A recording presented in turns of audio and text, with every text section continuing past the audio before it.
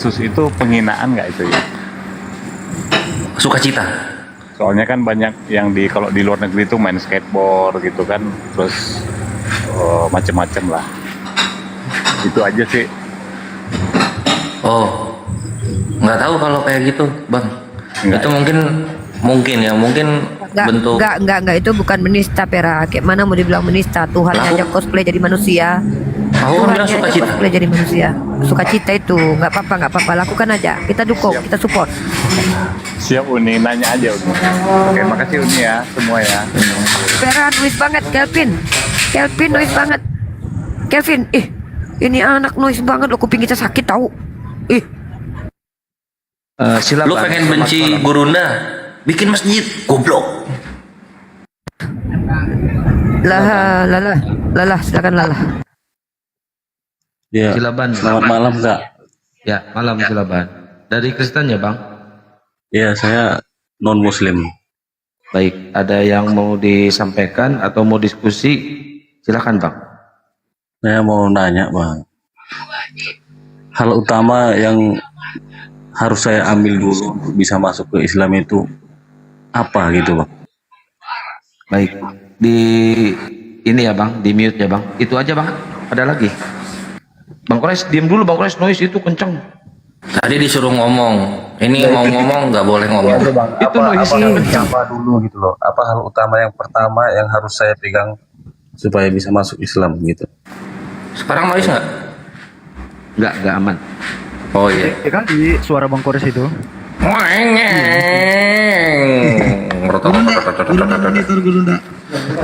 Iya. Nah, Oke. itu pertanyaannya Gurunda. Yang pertama akal dulu.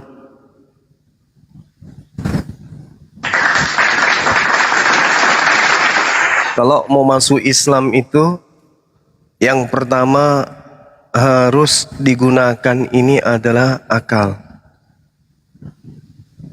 Karena akal akan mengantarkan manusia kepada kebenaran hakiki, atau hakikat kebenaran itu hanya bisa ditemukan oleh mereka yang berakal sehat. Dan Islam itu satu paket dengan akal. Al-Quranul Karim menjelaskan kemudian dalam surah As-Sumar ayat 9 bahwasanya orang yang bisa mendapatkan pelajaran adalah mereka yang berakal sehat. Orang yang berakal sehat artinya orang yang memelihara akalnya untuk dijadikan sebagai panduan di dalam meniti sebuah keyakinan, bukan hanya berdasar terhadap doktrin dan kepercayaan saja. Jadi yang pertama sekali lagi adalah akal. Pembandingnya itu di Islam, ketika umat Islam kemudian kami nih ceritanya punya anak, kenapa mereka sholat? Karena mereka diperintahkan untuk sholat melalui kitab suci mereka yang disampaikan oleh kedua orang tua mereka. Nah, bagaimana orang yang pergi kemudian hari Jumat? Ya ayyuhalladzina amanu idza nudiya lis-sholati min yaumil jum'ah. Orang Islam ada perintahnya untuk kemudian ibadah Jumat. Ada perintah. Dengan akal kemudian manusia dihantarkan kepada keadaan tunduk berserah diri kepada perintah Tuhan. Nah, bandingkan kemudian ketika Al-Quran menarasikan di dalam surah Al-Baqarah, surat yang kedua di Al-Quran itu di ayat 170 ya. Di situ kemudian diterangkan bahwasanya di luar Islam mereka bertuhan, mereka beragama, mereka melakukan ritual itu hanya karena ikut-ikutan nenek moyang mereka. Mereka tidak menemukan di dalam kitab suci yang mereka anggap suci. Misalnya perintah hari Minggu, ibadah Minggu, tak ada di dalam kitab mereka. Lalu mereka melakukan itu kenapa? Karena ikut kepada nenek moyang mereka. Bismillahirrahmanirrahim. Wa idza qila lahum ittabi'u ma anzalallah qalu bal nattabi'u ma alfaina alaihi aba'ana. Karena mereka mengikuti nenek moyang mereka. Nenek moyangnya ibadah Minggu, mereka ibadah Minggu. Ditanya, mana perintahnya? Tak ada. Jadi kalau di Islam itu ketika saudara ingin belajar tentang Islam, maka simpul yang digunakan itu adalah akal. Itu demikian. Silakan. Ya. Pertama itu akal ya Bang ya. Iya, betul. Iya.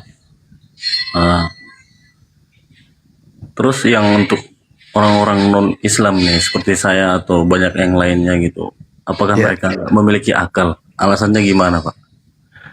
Orang di luar Islam, khususnya Kristen, saudara Kristen ya? Betul, betul Pak. Ya, khususnya Kristen itu, mereka beragama itu landasan pijakan keyakinannya itu adalah aliran kepercayaan. Apa itu?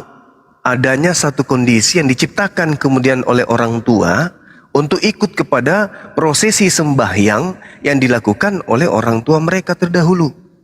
Apakah itu berdasarkan akal? Bukan. Kenapa demikian? Karena memang Paulus dalam 1 Korintus 1 nomor 19 di situ menekankan bahwa dirinya kemudian mendirikan sekte di luar daripada Yahudi ini dengan cara apa? Mematikan, menghilangkan kecerdasan orang-orang terpelajar dan kemampuan berpikir orang cerdas itu dilenyapkan kemudian. 1 Korintus 1 nomor 19. Nah, kenapa kemudian orang Kristen itu hanya berkecimpung dalam dunia dogma dan doktrin? Karena memang agamanya, keyakinannya itu tidak masuk akal, irasional, tidak seimbang antara akalnya dengan buku yang dianggap sebagai kitab panduan. Coba aja Anda lihat apa yang Yesus lakukan dalam kehidupannya, dalam keadaan beragamanya Yesus. Hubungannya dengan Tuhan, apa yang Yesus lakukan? Bandingkan dengan apa yang dilakukan oleh orang Kristen. Sama tidak? Tidak.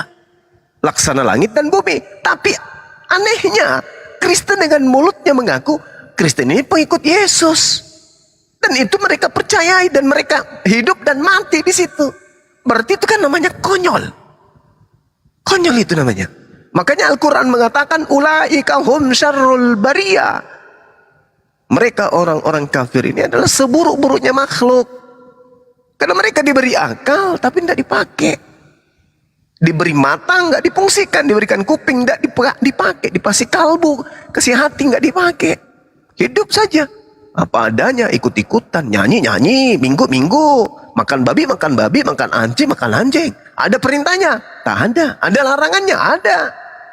Tapi dilanggar, tapi mengaku paling suci, mengaku paling benar, mengaku paling hebat, mengaku paling dekat dengan Tuhan, bahkan mengaku sebagai anak-anak Tuhan. Tapi konyolnya, semua yang mereka lakukan prosesi ibadah sembahyangnya tak ada satu pun yang esensinya menyentuh kepada ajaran para nabi. Apa coba yang Kristen lakukan yang sesuai dengan ajaran nabi? Tak ada. Tak ada satu pun. Tapi merasa paling suci, merasa paling benar. Nah, itulah dia. Kenapa demikian? Karena mereka dikatakan oleh Al-Quran, khairukum ulaika hum syarrul bariyah. Seperti itu Bang. Oke. Tadi saya mau ambil poin dari kata kakak Juma Ya. tentang yang diajarkan Yesus tidak sesuai dengan apa yang dilakukan oleh orang-orang Kristen ya Pak, ya Kak ya? Betul sekali. Iya. Sebagai manusia di dunia ini, baik agama Islam, Kristen, Hindu, Buddha, saya rasa tidak ada hal yang berbeda apa yang dilakukan di dunia ini. Semua sama-sama melakukan hal-hal dosa. Betul Kak? Ya, Ya. manusia tak terlepas itu. Betul. Ya, manusia tak terlepas dari dosa. Saya mau ambil poinnya di situ. Kan manusia semua melakukan kesalahan Kak, ya kan? Ya, Baik mau Islam, Kristen, mau Hindu juga sama. Tapi dari ajaran Kristen gitu ya. ya, Memang manusianya yang menganut agama Kristen ini banyak melanggarnya Kak, memang. Tidak sesuai yang diajarkan oleh Kristus gitu loh, Yesus. betul. Nah, yang salah agamanya apa manusianya Kak? Mohon maaf. Yang pertama, agamanya. Saya jawab, kok bisa kayak gitu? Ya, Karena Yesus sejatinya diutus hanya kepada Bani Israel. Kata siapa? Kata Yesus. Mana dalilnya? Matius 15 nomor 24. Aku diutus hanya kepada domba-domba yang sesat dari umat Israel. Pertama. Yang kedua, Yohanes 11 nomor 42. Dunia tahu bahwa setiap aku meminta, pasti engkau telah selalu mendengarkan aku, wahai Bapa. Tetapi aku mengatakan semuanya, aku sampaikan semuanya kepada mereka, orang-orang yang banyak mengelilingi aku ini, agar mereka percaya, agar mereka tahu, agar mereka paham bahwa engkaulah yang telah mengutus aku. Yesus mau agar orang-orang Yahudi meyakini, mengimani dia adalah rasul, dia adalah utusan Allah. Itu maunya Yesus. Tapi apa yang dilakukan oleh kemudian pendiri sekte Nasrani ini, yang diterangkan kemudian di dalam Kisah Para Rasul 24 nomor 5. Paulus ini adalah tokoh dari agama Nasarius, agama Nasrani atau agama Kristen. Sementara Yesusnya mengajarkan dia mau dipercaya sebagai utusan, tapi Paulus mau orang-orang Kristen percaya Yesus itu adalah Tuhan itu sendiri. Berarti agamanya yang salah. Itu yang pertama. Yang kedua, setelah agama yang salah, orang-orang yang berkecimpung dalam agama yang salah ini pasti salah. Karena kalau agama bermasalah, maka penganutnya sudah pasti bermasalah. Apa bukti bermasalahnya orang Kristen? Satu, dikatakan bahwa mereka ini bukan Yahudi, bukan keturunan daripada Yakub, tapi mengaku-ngaku sebagai domba, mengaku-ngaku sebagai pengikut. Yesus mengaku dirinya hanya utusan untuk Bani Israel. Kristen bukan Bani Israel, tapi ngaku-ngaku sebagai pengikut. Timpang. Artinya benarlah apa yang Yesus katakan dalam Matius 15 dan Matius 24. Waspadalah kepada serigala yang datang kepadamu nyamar-nyamar sebagai domba. Yesus berpesan kepada orang sesamanya, yaitu Bani Israel. Wahai Bani Israel, waspadalah kepada serigala yang datang kepadamu nyamar seperti domba. Maksudnya, waspadalah kepada non-Israel yang datang-datang kepadamu ngaku-ngaku sebagai Bani Israel. Siapa itu? Kristen. Yang ketiga, ini fatal. Yesus mengatakan kepada pengikutnya, waspadalah kepada nabi-nabi palsu. Matius 15. Matius 7 nomor 15 sampai nomor 23. Waspadalah kepada nabi palsu yang datang kepadamu nyamar seperti domba, padahal mereka adalah serigala yang buas. Dari buahnya kau bisa mengenal pengikutnya. Apa itu? Memanggil aku Tuhan, bernubuat pakai namaku, mengusir setan pakai namaku, bermujizat pakai namaku. Pada hari itulah aku akan berterus terang kepada mereka, aku tidak mengenal kalian. Kalian semua adalah enyahlah daripadaku, kalian semua adalah pembuat kejahatan. Itu tertulis di dalam Bibelnya orang Kristen. Tapi apakah orang Kristen ngeh? Tidak. Yang lebih fatal lagi, apa itu? Yesus berpesan kepada pengikutnya bahwa akan datang Yesus palsu dan nabi-nabi palsu. Camkanlah, kata Yesus, aku telah mengatakannya terlebih dahulu kepadamu, bahwa akan datang nabi Mesias palsu. Artinya Yesus palsu dan nabi-nabi palsu. Mereka akan melakukan mujizat sehingga mereka bisa menyesatkan orang-orang pilihan juga. Apalagi kalau orang bukan pilihan, orang biasa aja. Itu kata Yesus. Jadi apabila ada orang berkata ada Yesus di sini, ada Yesus di sana, ada Yesus di padang gurun, ada Yesus dalam bilik penjara, jangan kau percaya, kata Yesus, sebab kedatanganku yang kedua ditandai dengan cahaya yang bersilau, berkilat dari timur sampai ke barat. Itu kata Yesus. Berarti ada Yesus palsu di padang gurun, ada Yesus palsu dalam bilik. Apa yang terjadi? Kata Yesus, waspada, akan datang Yesus palsu. Begitu Yesus terangkat ke langit, muncul Yesus 20 tahun kemudian. Muncul makhluk 20 tahun kemudian mengaku sebagai Yesus kepada Nabi Paulus. Apa katanya? Siapakah engkau Tuhan? Akulah Yesus yang kau niaya. Ini Yesus palsu nih. 70 tahun setelah Yesus terangkat ke langit, muncul lagi mengaku, akulah Yesus, tunas Daud, aku adalah bintang timur. Bintang timur. Helael bin Zakar dalam Yesaya 14 itu adalah iblis. Berarti yang datang mengajarkan kemudian buku wahyu kepada penulis buku wahyu itu adalah Lucifer. Fatalnya orang Kristen menyembah kemudian orang-orang kepada orang yang mengaku sebagai Yesus. Akulah Yesus, tunas Daud, bintang timur. Padahal bintang timur itu ada Lucifer. Tapi disembah oleh orang Kristen. Makanya Yesus berpesan dan memberikan ultimatum dalam Yohanes 8. Iblislah yang menjadi bapakmu dan kamu mau melakukan keinginan-keinginan bapakmu. Nah, bapak ini adalah Lucifer. Mari kita buktikan. Atas keinginan siapa Kristen menyembah Yesus? Atas keinginan siapa kemudian Kristen ibadah hari Minggu? Atas keinginan siapa kemudian Kristen tidak bersunat? Atas keinginan siapa kemudian Kristen makan babi? Siapa? Atas keinginan siapa kemudian Kristen percaya kematian di atas tiang salib itu adalah penghapus dosa? Atas keinginan siapa? Atas keinginan siapa Yesus ditangkap dan dianiaya? Atas keinginan siapa kemudian Yesus ini dibunuh?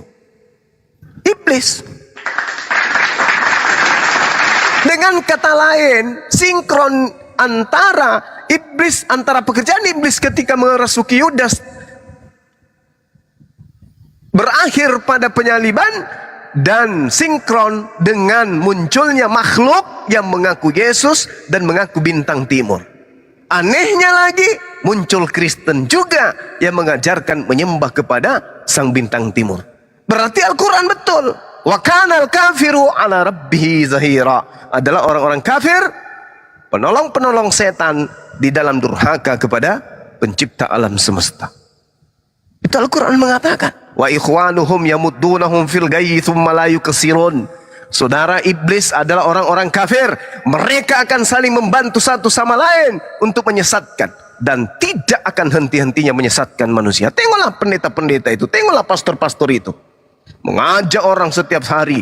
Hari Minggu mereka ajak supaya mereka menyembah kepada makhluk yang datang kepada penulis Bible, Wahyu, dan mengatakan, akulah bintang timur. Siapa bintang timur ini? Tanya orang Yahudi. Wahai orang Yahudi, siapa bintang fajar, siapa bintang timur yang ada dalam kitab Yesaya? Apa kata mereka? Itu adalah iblis. Berarti iblis datang mengaku membawa nama Yesus. Inilah yang Yesus katakan, waspadalah kepada Yesus palsu. Jadi yang pertama tadi kembali kepada akal. Kalau Anda menelaah penjelasan saya ini yang terukur dengan akal yang sederhana berdasarkan data-data dalam Bible dan sandaran kepada Al-Quran, maka Anda akan sampai kepada Islam. Tapi kalau akal Anda matikan, Anda menutup dengan bernegatif thinking kepada Bang Suma, maka percuma. Landasan awal akal Anda matikan, tidak bisa sampai ke Islam. Sekiranya begitu, silakan. Sama-sama. Gini Kak Juma, ini saya kan termasuk banyak saudara-saudara saya baik dari saudara bapak saya juga masih yang Muslim kan gitu. Jadi kalau saya bedakan dengan kami nih ya, kami yang dari agama Kristen dengan saudara kami yang Muslim gitu loh. Kalau saya bedakan itu mereka itu sangat taat banget gitu loh ibadahnya. Aku gimana ya ngelihatnya kayak syirik gitu loh, rajin banget ibadahnya gitu loh ya kan. Ke masjid sholat gitu loh, di rumah sholat gitu. Tapi yang membuat saya untuk terikat dengan agama Islam itu belum ada yang saya pegang Kak gitu.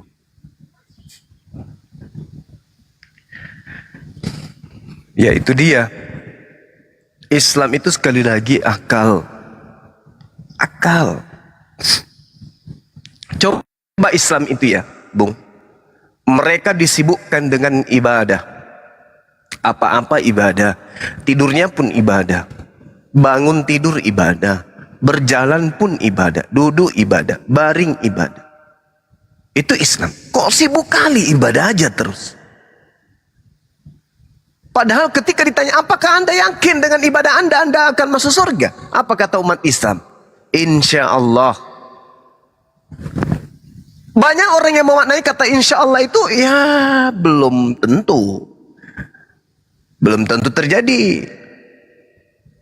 Umat Islam selalu menyandarkan itu. Meskipun Al-Quran sudah menggariskan bahwa umat Islam itu adalah pewaris daripada surga Firdaus. Al-Quran jelas. Qad aflahal mu'minun. Beruntunglah kemudian orang-orang yang beriman, orang Islam. Alladzina hum fi salatihim khashi'un. Yaitu mereka yang mendirikan salat dengan sungguh-sungguh. Kenapa mereka beruntung kata Allah? Allah mengatakan dalam Al-Quranul Karim, ulaika humul warithun. Sebab mereka yang salat adalah orang yang akan mewarisi. Alladzina yarithunal firdaus hum fiha khalidun. Yaitu mereka yang salat ini memiliki warisan berupa surga Firdaus. Mereka kekal di dalamnya. Udah jelas kok. Tapi atas ajaran kasih yang ada pada diri Islam, mereka tidak ingin mendahului Allah. Mereka masih tetap mengatakan insya Allah. Jika Allah menghendaki, jika Allah mengizinkan. Padahal sudah tertulis, qad aflahal mu'minun. Beruntunglah orang-orang Islam itu. Ulaika humul warithun. Mereka itulah yang akan mewarisi. Yaitu mewarisi surga Firdaus. Mereka kekal di dalam. Sudah ada kok yang namanya warisan. Yaitu hak milik mutlak sang pewaris. Tapi umat Islam dengan tidak sombongnya masih mengatakan insya Allah. Artinya ilmu tauhidnya benar-benar kena. Segala-galanya hanya bersandar kepada Allah. Tapi kalau orang Kristen ditanya, apakah kalian mati disiksa di kubur? Oh tidak. Lalu kami langsung ke surga. Dalilnya? Dalilnya mana?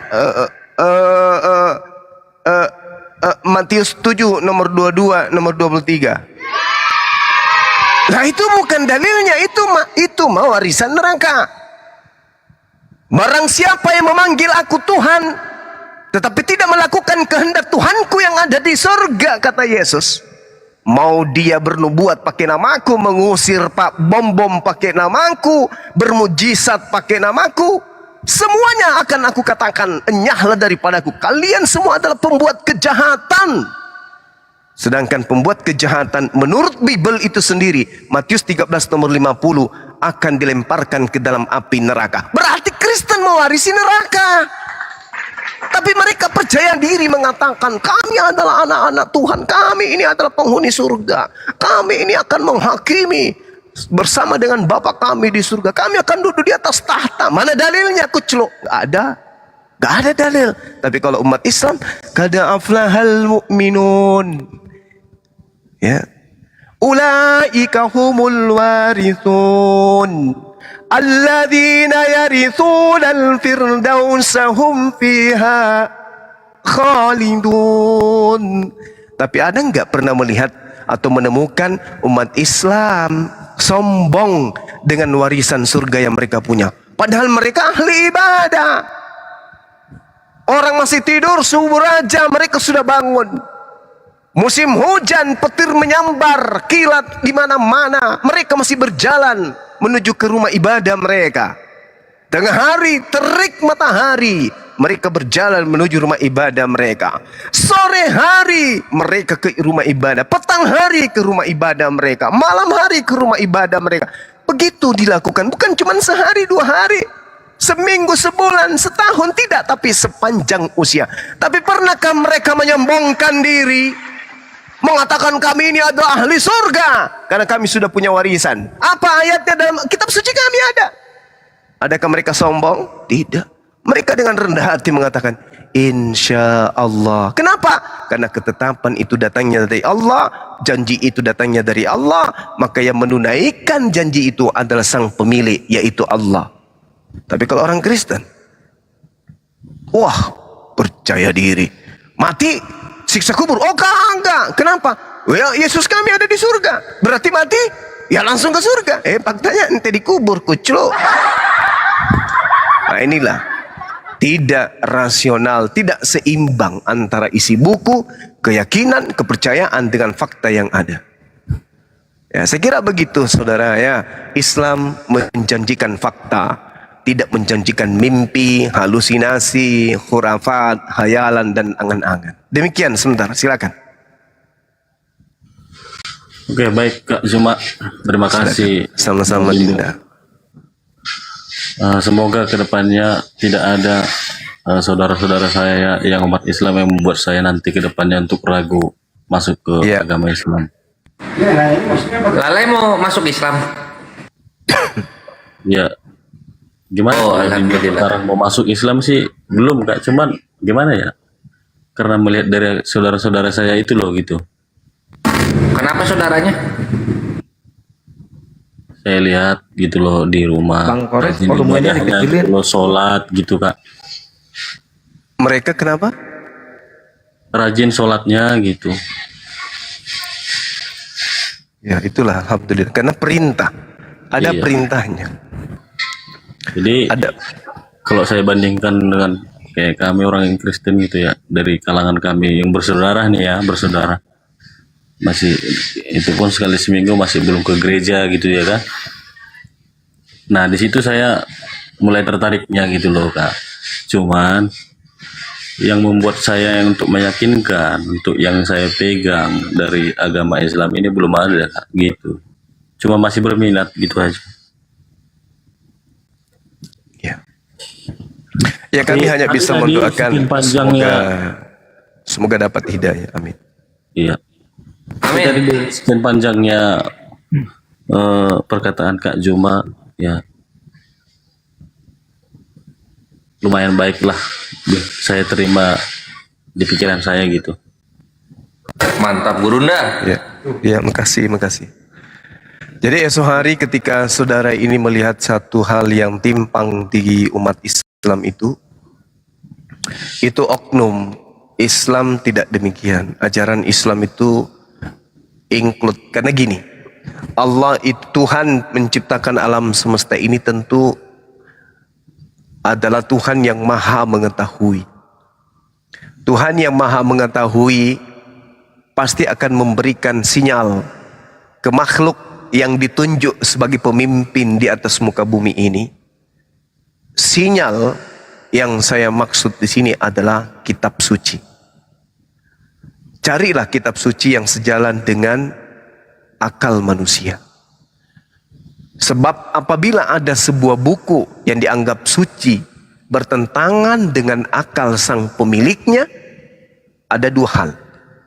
Yang pertama, yang kalau ini berasal dari Tuhan mereka, maka pasti Tuhan mereka ini adalah Tuhan yang cacat, Tuhan yang tidak berpengetahuan. Kenapa? Karena Tuhan ini gagal mensinkronkan antara ciptaannya berupa akal dengan buku panduan yang juga adalah buatannya. Berarti Tuhan ini tidak layak disembah oleh manusia yang punya akal. Karena Tuhan ini Tuhan gagal, tidak mampu memberikan sinyal kesinambungan antara kitab suci yang dia firmankan dengan manusia yang dia tunjuk sebagai pemimpin. Nggak cocok. Berarti Tuhan ini Tuhan gagal karena tidak ada pengetahuan yang sempurna. Sedangkan Tuhan yang benar tidak mungkin memiliki kecacatan. Tidak mungkin memiliki kelemahan. Tidak ada titik noda di situ. Makanya Tuhan itu wajib maha suci. Wajib maha mengetahui. Wajib maha perkasa, maha bijaksana. Nah, bukti bahwa itu semua adalah sifat yang dimiliki Tuhan, maka kitab suci yang adalah firman-Nya tidak boleh bertentangan dengan akal manusia ciptaan. Ibarat pabrik ketika membuat sebuah produk atau ada produksi semisal mobil misalnya.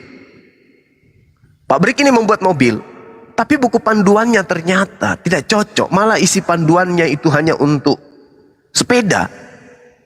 Maka pabrik ini gagal. pabrik ini tidak layak kemudian kita membeli kendaraan pada produknya dia. Kenapa? Bukunya beda dengan kendaraan yang keluar. Tapi kalau Tuhan pabrik yang betul, kendaraan yang keluar sama persis dengan buku panduan yang ada. Itu baru pabrik yang hebat. Begitulah pencipta alam semesta ini. Kalau pabrik buatan manusia aja nggak boleh salah, apalagi sang pencipta. Tidak mungkin kemudian melalui firman-Nya terjadi kesalahan antara firman-Nya dengan akalnya.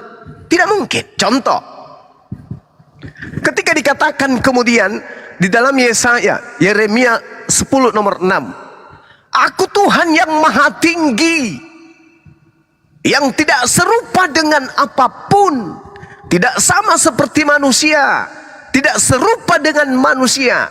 Tiba-tiba muncul konsep firman-Nya beberapa abad kemudian mengatakan bahwa Dia yang Tuhan yang berfirman tidak serupa dengan manusia tadi, tiba-tiba serupa dengan manusia. Dia yang maha tinggi, tiba-tiba turun di atas muka bumi, berak di celana sendiri. Tuhan yang mengatakan dirinya maha suci, kemudian pipis di celana. Tidak sinkron. Berarti ada yang salah. Apakah Tuhannya yang salah atau buku ini adalah buku yang bermasalah? Kalau bukunya bermasalah, maka yakin dan percaya agamanya bermasalah. Kalau masih ada yang menganut agama yang bermasalah, berarti penganutnya bermasalah kepada logikanya sendiri. Itu pasti. Itu bisa dipastikan. Bagaimana mungkin kemudian kita bisa mengatakan orang itu waras ketika kita menunjukkan seekor sapi? Bos, ini lo, perut lu besar, ya, kepala lu besar, ya, mata lu bola, ya, bibirmu tebal, ya, bom namamu kan? Yes. Kutanya samamu, ini apa? Dia mengatakan, oh, itu ayam Bang Suma. Padahal jelas-jelas ini adalah seekor sapi. Coba, apakah ini terjadi kepada oknum-oknum Kristen? Yes, terjadi banget, sangat banget. Apa buktinya? Tanya Maria, yang keluar dari lubang hidungmu itu apa? Maria atau bukan Maria? Bukan Maria, itu ingus. Yang keluar dari matamu itu apa? Maria atau tai mata? Tai mata, bukan Maria, bukan. Apakah itu ciptaan? Ciptaan. Apakah itu benda ciptaan? Ciptaan. Yang keluar dari vaginanya Maria apa? Ciptaan atau pencipta? Maka orang-orang Kristen mengatakan, pencipta Bang Suma. Tapi saat itu dia datang sebagai manusia. Nah, coba. Ayo. Bermasalah enggak otak itu? Bermasalah. Yang mati di atas tiang salib ini siapa? Tuhanmu? Yes. Sembahanmu? Yes. Pencipta? Yes. Anak Maria pencipta atau bukan? Bukan. Anak Maria Tuhan atau bukan? Tuhan. Dia melahirkan manusia atau melahirkan Tuhan? Melahirkan manusia. Wih. Manusia bisa mati? Ya. Tuhan bisa mati enggak? Enggak. Yesus Tuhan? Ya. Bermasalah. Psikomotoriknya rusak. Bagaimana mungkin seekor ayam disebut sapi? Bermasalah. Tapi lagi-lagi kata Al-Quranul Karim, mereka beragama bukan karena mereka itu paham. Tidak. Wa idza qila lahum ittabi'u ma anzalallah qalu bal nattabi'u ma alfaina alaihi aba'ana awalau kana aba'uhum la ya'qiluna syai'a wa la yahtadun. Apabila kamu katakan kepada mereka, ikutilah apa yang diturunkan oleh Allah, mereka akan menjawab, tidak, kami cukup mengikuti apa yang kami dapati dari nenek kami. Padahal nenek mereka tidak mengetahui apapun dan tidak mendapatkan petunjuk apapun. Ini kenapa terjadi? Ada hal apa kemudian hal ini bisa terjadi? Karena Al-Quran mengatakan bahwasanya mereka hanya mengikuti apa yang kemudian diperintahkan oleh iblis kepada mereka. Dalam Al-Quran surah An-Nisa ayat 120, Bismillahirrahmanirrahim, ya'iduhum wa yumannihim wa ma ya'iduhumus syaitan illa gurura. Setan itu memberikan janji-janji kepada mereka dan membangkitkan angan-angan kosong mereka, padahal setan itu hanya menjanjikan tipuan kepada mereka belaka. Siapakah engkau Tuhan? akulah Yesus yang kau aniaya. Ini awalnya kemudian. Ini awalnya. Siapa makhluk yang datang mengaku Yesus ini? Ini yang harusnya diselesaikan oleh saudara-saudara Kristen. Demikian, silakan. Maaf kepanjangan, silakan yang mau menambahkan atau ingin mengurangi. Silakan. Oke, baik Kak Juma. Silakan. Terima kasih banyak ya. Dan Ya, semuanya sama-sama. Ibu dan Bapak. Assalamualaikum warahmatullahi wabarakatuh. Waalaikumsalam. Waalaikumsalam. Cepetan syahadat aja dulu, belajar di dalam. Takut besok meninggal masuk neraka.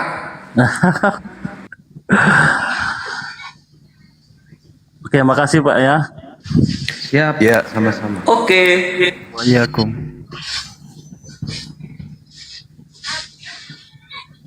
Bunda Sarah, assalamualaikum Bunda Sarah. Bunda Sarah, ada suaranya. Saya sedikit, ada yang naik nih.